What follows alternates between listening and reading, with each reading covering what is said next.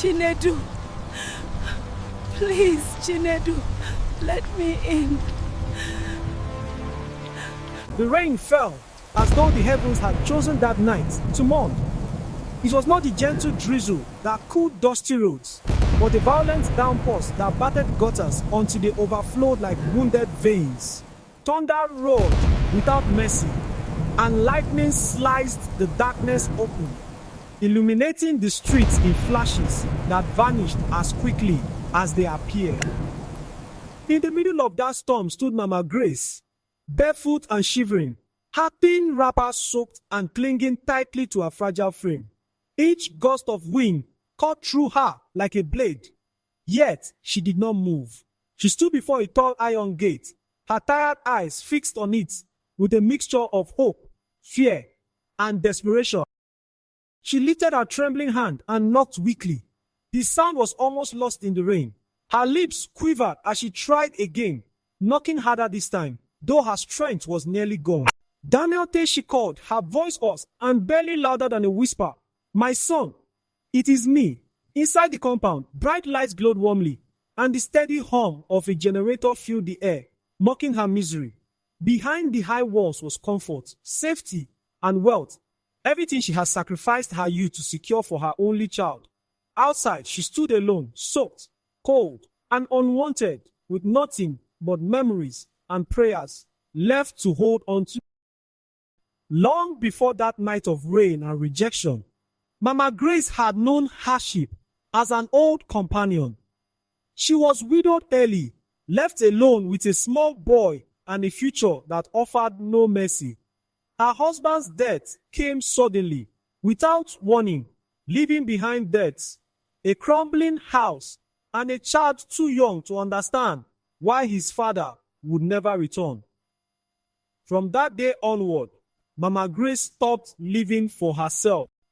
Every dream she once had dissolved quietly, replaced by one singular purpose: to raise her son Daniel into a man who would never know the hunger and shame she endured. She worked endlessly.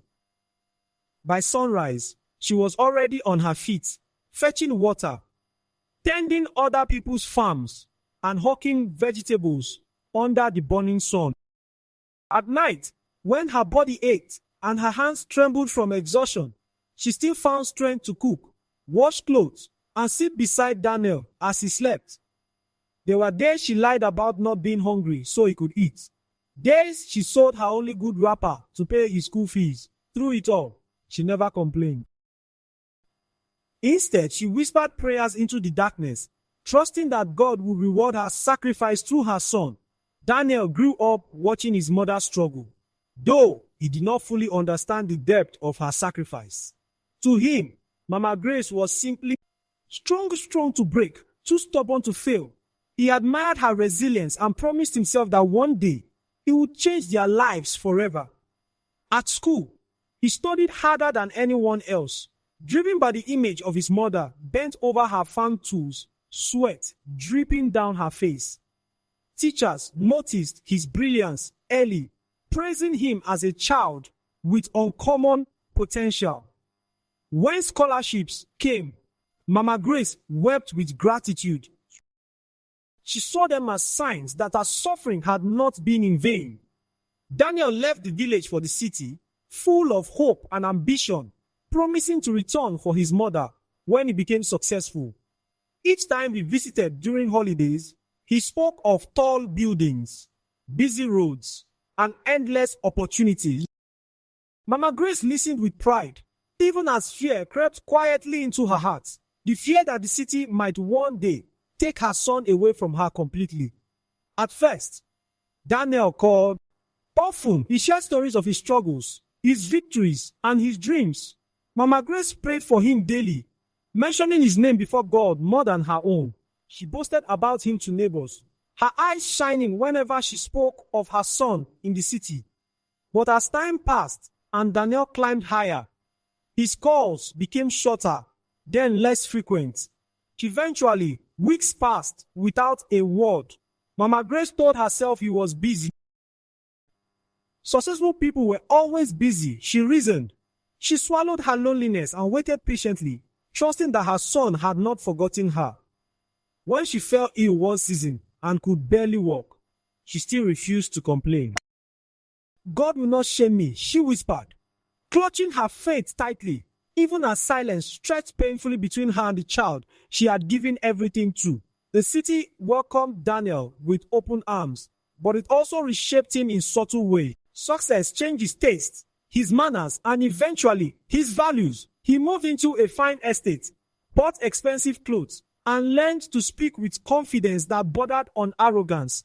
People admired him, envied him, and praised him. Slowly, the memory of muddy village roads and patched uniforms began to feel distant and embarrassing. It was in this world that Daniel met Vanessa. She was elegant, refined, and deeply proud of her social status. She admired Daniel's ambition, but despised anything that reminded her of poverty. When Daniel spoke of his mother, Vanessa smiled politely, but inwardly cringed. To her, Mama Grace represented a past that had no place in their polished future. After their marriage, Vanessa made her expectations clear. Their home would reflect success, not struggle. Everything would be modern, clean, and respectable. When Daniel mentioned bringing his mother to stay with them someday, Vanessa's expression hardened. She asked questions that cut deeper than knives about Mama Grace's clothes, her manners, her education. Daniel tried to defend his mother weakly, but doubt had already been planted in his heart. He began to see Mama Grace through Vanessa's eyes, noticing her simplicity in ways he never had before. The son, who once admired his mother's strength, now felt uncomfortable with her presence, even before she arrived. When Mama Grace finally decided to visit the city, it was not out of desire but necessity. Her landlord had chased her out, her health had declined, and she had nowhere else to go. With borrowed money and trembling hope, she boarded a bus, clutching a small bag and her faith. She believed seeing her son would ease her suffering. The city overwhelmed her. The noise, the speed, the unfamiliar faces, it all made her feel small. Still, she pressed on, repeating Daniel's address like a prayer. By the time she reached his gate, exhaustion weighed heavily on her bones. She straightened her wrapper, wiped her face, and knocked, believing her suffering was finally over. Vanessa saw Mama Grace first. Her eyes scanned the old woman from head to toe, and disgust flickered across her face. She did not invite her in. Instead, she questioned her presence sharply, her tone dripping with contempt. Mama Grace answered respectfully, calling her my daughter, unaware of the storm she had walked into. When Daniel appeared, conflict filled the air. He stood frozen, torn between shame and duty.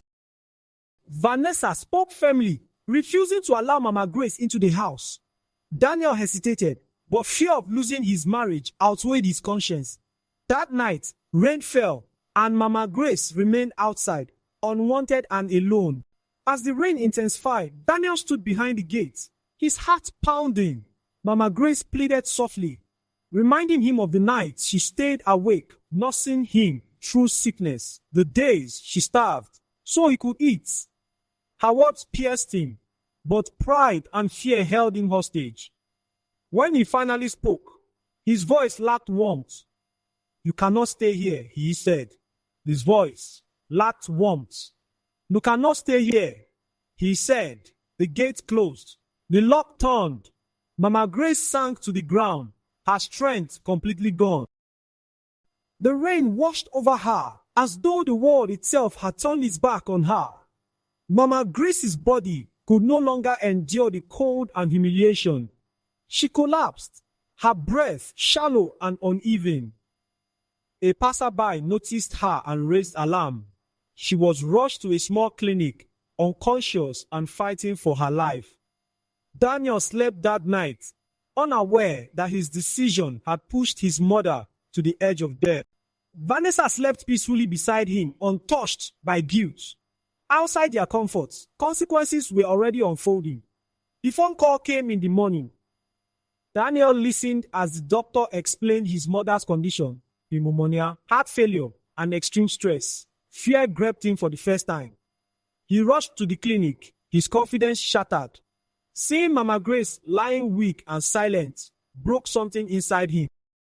Memories flooded his mind, each one heavier than the last. He knelt beside her bed, begging for forgiveness, but she did not respond. Days passed slowly. Daniel barely ate or slept, haunted by guilt. Vanessa visited once, her discomfort obvious. She offered no apology, no regret. The doctors warned Daniel to prepare himself. Mama Grace remained unconscious, her body frail and tired from a lifetime of sacrifice. The woman who had endured everything for her son was now fading. Quietly, without hearing his apology, on the third night, Mama Grace slipped away peacefully. There was no dramatic struggle, no final words, just silence. The doctor announced her death gently, but the words struck Daniel like thunder. Daniel collapsed, crying uncontrollably. Too late. Everything was too late. The gates, the rain, the rejection, none of it could be undone now. The village gathered for Mama Grace's burial. Whispers followed Daniel as he stood beside her grave. People remembered her kindness, her strength, her sacrifices. They also remembered how she died. Daniel felt exposed and ashamed. He could not lift his head. The soil that covered his mother's coffin felt heavier than any burden he had. Back in the city, Daniel's house felt empty. The walls echoed with memories and regrets. Vanessa grew distant, irritated by his grief. Love faded quickly, replaced by resentment. Daniel's success began to crumble. His job became unstable. His health declined, and his confidence vanished. The same pride that lifted him had now become his downfall. Vanessa eventually left. She cited stress, bad luck, and incompatibility. She never mentioned Mama Grace. Daniel did not fight her decision. He had lost the will to argue. Left alone, Daniel confronted his loneliness. Wealth no longer comforted him. The silence in his home was louder than any noise he had known. Rain became Daniel's torment. Every downpour reminded him of that night. The gate, the lock, his mother's voice. Sleep abandoned him as guilt replayed endlessly in his mind. He began to withdraw from society, avoiding friends and gatherings. The man once admired for his success now lived as a shadow of himself. Daniel lost his job. Investments failed. Illness weakened him. People who once praised him disappeared. He learned how quickly respect fades when fortune turns. For the first time, Daniel tasted the helplessness his mother had known for years. And in that suffering, understanding finally dawned. One night, Daniel knelt alone and prayed, not for success, but for forgiveness. He cried like a child, confessing his sins, acknowledging his pride. Though his mother was gone, her lessons echoed in his heart.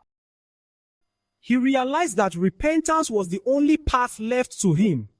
Daniel sold his estate and moved into a modest apartment. He resolved to live simply and honor his mother's memory through action, not words.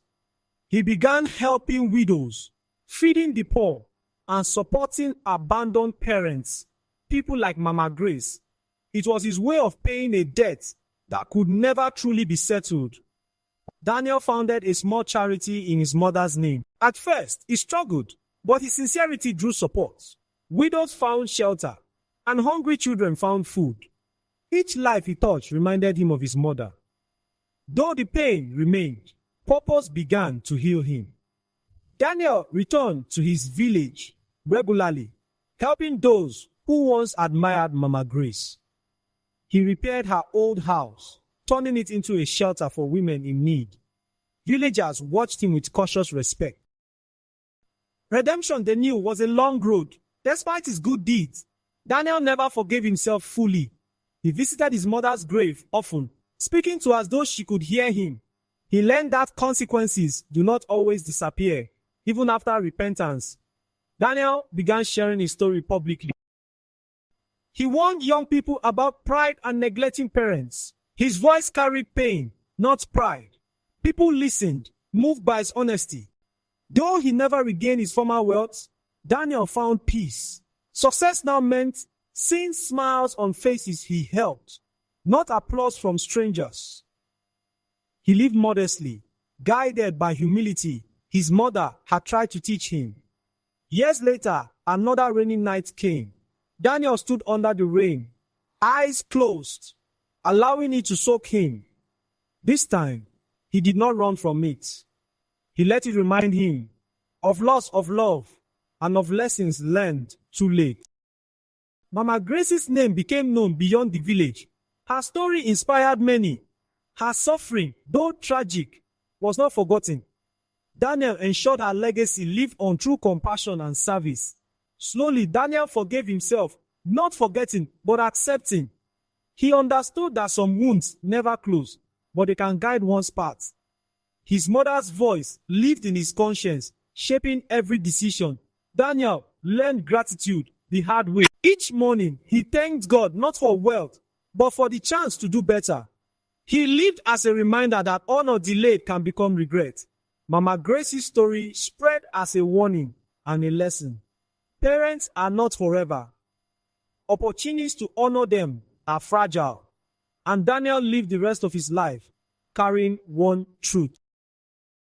Never wait until the rain falls to remember who held you when you were weak. The end.